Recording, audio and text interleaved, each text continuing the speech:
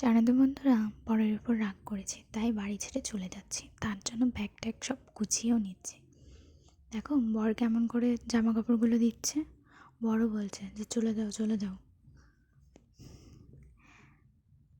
কি আমার কথা শুনে আবার সবাই ভাবলে নাকি যে সত্যি সত্যি বাড়ি ছেড়ে চলে যাচ্ছি বরের সাথে রাগ করে? একদমই না। আমরা কালকে আমরা রাজস্থানে চলে যাচ্ছি, তার জন্য ব্যাগ ট্যাগগুলো সব গুছিয়ে নিচ্ছি। এদিকে দেখো ব্যাগ পুরো ভর্তি হয়ে গেছে, গোছানো হয়ে গেছে। আর এদিকে দেখো আমি রেডিও হয়ে গেছি। আরে বাবা, চলে যাওয়ার জন্য নয়, বাজারে যাওয়ার জন্য। আর এদিকে বেরিয়েও গেছি বাজারে যাওয়ার জন্য।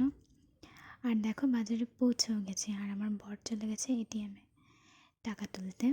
আর এদিকে আমরা চলে এসেছি তেল পাম্পে তেল ভরার জন্য আর কি।